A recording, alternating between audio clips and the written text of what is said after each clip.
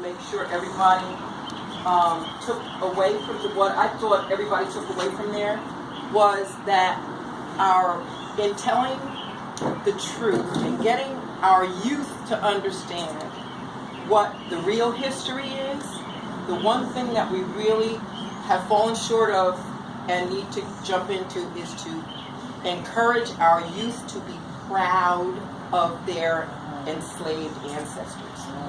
That point, because there's an essence of, I don't know about anybody else in here. I went to kindergarten in 1957, so I mean that puts it out there.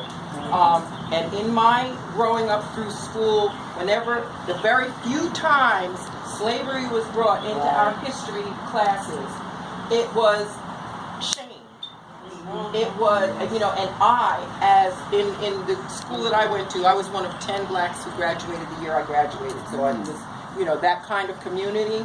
And everybody looked at me, and I didn't shirk, but I felt like, just hide me till they stopped talking. And it only took 5 minutes to talk about slavery. Exactly. Yeah, 2 minutes. Right, 2 minutes, yeah, right. One Thursday, 2 minutes, done. And okay, so I could bring myself back out. But our kids need to know that you have no reason to be ashamed of these very strong people who are the reason that we're here today. And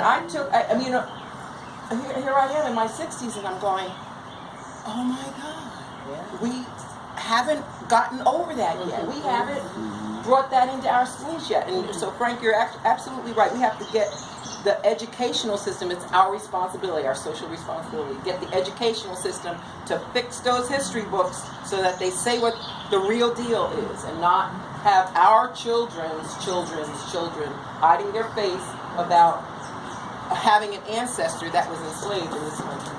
Can I say one more thing? We're working on a coloring book, sons and daughters, working on that note.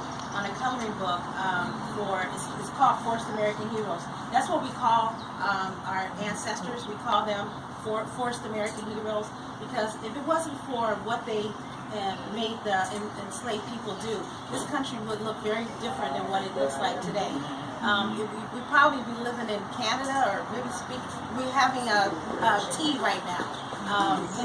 Because it would not look the way it looks today. So we call them Forced American Heroes. Anyway, what we're working on, and again, your feedback will be great, and I can pass it around. It's a coloring book that highlights enslaved people who were formerly enslaved, and they were free, and so we just tell a little bit about their story. Like for example, we've got Elijah Abel, and here's a picture of him. And we tell a little story about how he freed himself by going through the Underground Railroad, and he joined the Church of the Latter-day Saints in this case, and had to go through a lot of racism that he went through there, but he still came out on top. Stories about Frederick Douglass and William Wells Brown, all these people that are listed inside here were formerly enslaved, and they came out on top. And so that's what's missing, we believe. We believe that there's no context.